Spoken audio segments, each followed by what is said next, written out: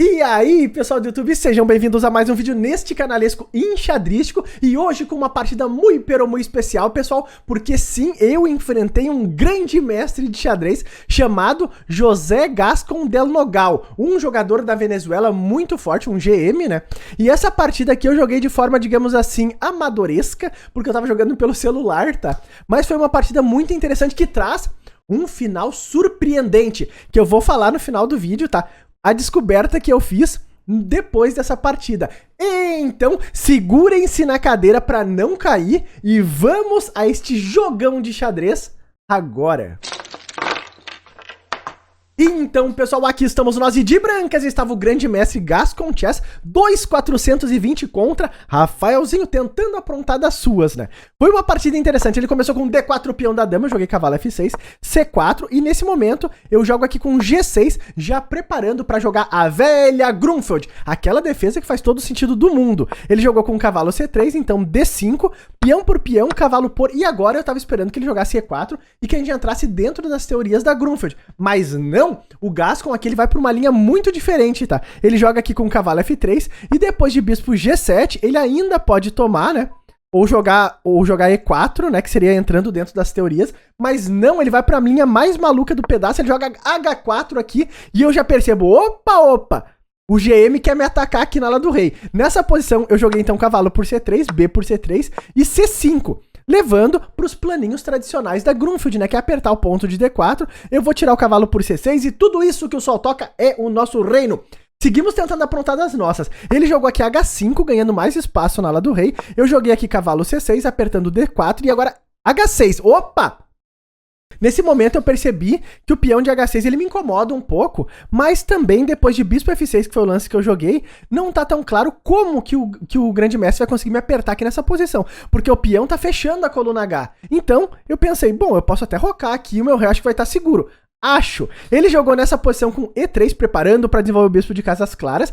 Bispo Grobiano está on board, cravei o cavalo de F3, bispo E2, saindo da cravada e dama 5. Mandei a minha dama para cima também. Fiz um ataque descarado agora aqui no peão de C3, ele defendeu com o bispo D2, inclusive traz uma ameaça de jogar com C4 e abrir um ataque descoberto aqui na minha dama, então eu volto a dama para C7.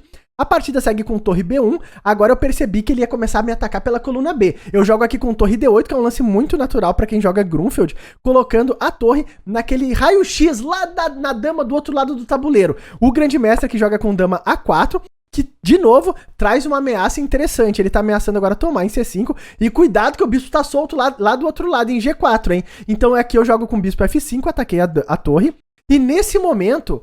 O Gascón aqui ele vai por uma linha bem ousada, onde a torre vai para algumas casas um pouco diferentes, tá? Mas traz algumas ideias que a gente tem que ter muito cuidado. Ele jogou aqui com torre B5, ameaçando tomar agora o peão de C5. E defendeu a torre também. Então nessa posição eu fiz C por D4, C por D4 e A6, ataquei a torre. Eu tava esperando que ele voltasse, como diria o Armando, mas não. Ele disse, eu não vou voltar nem pra tomar impulso. Ele jogou aqui com torre C5, ameaçando D5 de novo. Então, um golpe tático atrás do outro. E eu fiquei ligadinho, né? Fiquei vendo, opa, cada lance é uma pedradinha, né? Então eu joguei aqui com dama D7, saí do tema que ele tava preparando, né? De cravar o meu cavalo.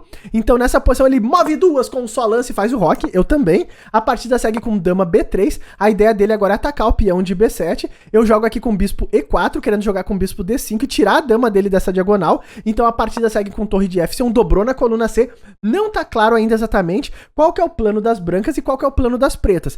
Mais ou menos, o plano das brancas pode ser criar uma pressão aqui no ponto de B7. Então nessa posição eu joguei aqui com bispo D5, a dama volta para C2, bispo E6, fico de olho lá naquele peãozinho e tudo isso que o sol toca segue na luta. Bom, ele jogou aqui com bispo E1, também não tá claro o plano pra ele, eu jogo bispo G4, famoso bispo grobiano, a partida segue com A4 e aqui eu comecei a perceber que ele queria jogar com A5, fixando o meu peão de B7 e talvez bolar um ataque na coluna B. Embora eu pudesse ter alguns modos de defesa, por exemplo, com torre B8, né? Então eu não fiquei tão assustado assim nesse momento. Eu joguei aqui com E6, querendo jogar com bispo E7 e tirar essa torre daqui, que tá me perturbando um pouco, e a torre tá um pouquinho sem casas, né? Ele jogou aqui com A5, eu joguei bispo E7, e agora ele vai pra uma linha ousada. Ele jogou com cavalo E5, mas Rafaelzinho, o que que tá acontecendo? Bom, eu tô atacando a torre de C5, mas o cavalo dele tá atacando a minha dama e também o bispo. Então nessa posição eu sou obrigado a tomar esse cavalo, eu fiz cavalo por E5, e agora a torre dele tá ameaçada, então ele fez torre por E5, recuperando a peça e também defendendo a torre, bispo por E2, dama por E2, e a partida segue com bispo D6, e aqui ele faz um lance muito ousado, um lance bem arriscado, tá? Não é um bom lance, mas vale lembrar que nesse momento ambos estavam com pouco tempo no relógio, a gente tinha menos de 1 minuto no relógio aqui, eu não me lembro exatamente o tempo que tava, tá? Mas ele jogou torre H5, que é aquele tipo de lance que assusta.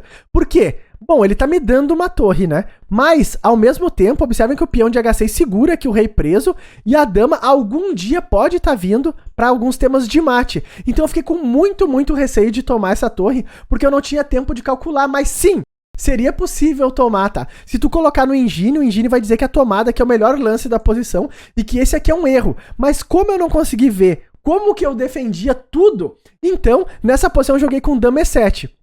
Mas claro, lembrando, tomar a torre ali seria o lance mais forte, mas e o medo? E o medo? Não dava tempo de calcular. Eu não me lembro exatamente quanto tempo a gente tinha, mas estava apertado. Então ele, claro, voltou a torre para H3 nessa posição. A partida segue equilibrada. Eu joguei com dama G5, de olho no peão de H6, de olho no peão de A5. Seguimos a luta contra a maestria. Ele jogou nessa posição torre B1 e agora começou a apertar o meu peão aqui de B7. Eu volto a dama para D5 defendendo e agora ele joga com E4.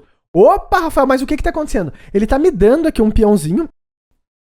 Mas se eu tomar o peão de D5, de D4, ele quer fazer torre por B7. E observem que futuramente esse bispo pode algum dia entrar nessa diagonal e eu tô perdendo aqui, porque ficaria muito difícil de jogar. Então ele jogou aqui eu joguei aqui com dama C6, defendi o peão, não abri a diagonal, né, que seria um tema bem perigoso aqui pra mim. Ele jogou aqui com dama B2 apertando e agora eu fiquei naquela dúvida. Bom, ele tá me dando o peão de E4, a diagonal escura aqui vai continuar fechada, e tá caindo o peão de B7, que já é um alvo. Então eu tomei em E4, e ele não jogou dama por B7, que seria o lance mais forte, que manteria a partida em equilíbrio, mas ele vai por uma linha muito ousada, ele jogou aqui com D5.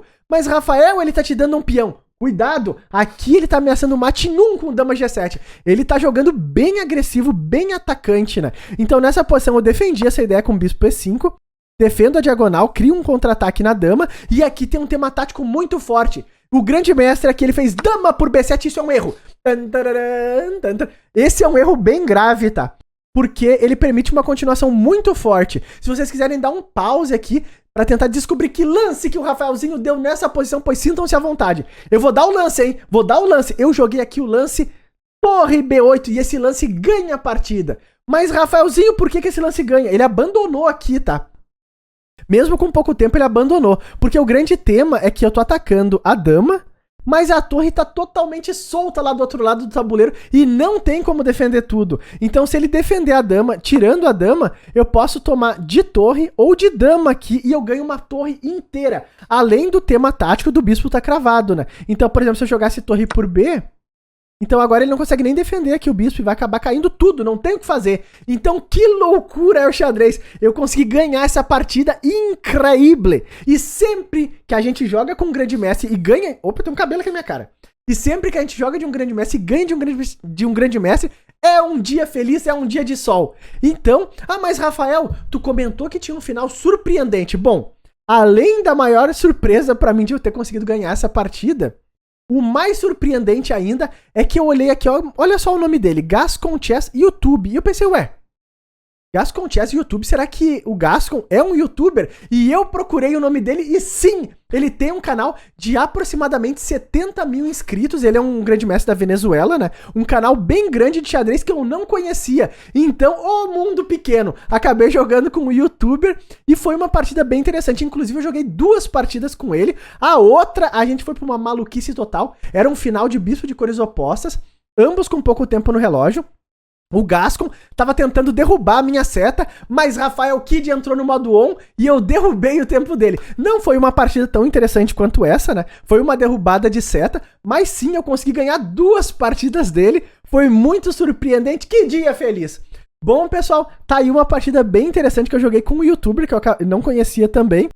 Se vocês conhecem o canal dele, pois coloquem aí no comentário, porque eu não conhecia o canal, mas é um canal bem grande também de xadrez. E tá aí, ganhamos da maestria pelo menos uma vez na vida. Se tu gostou desse vídeo, não esquece de deixar aquele likezão e até os próximos vídeos!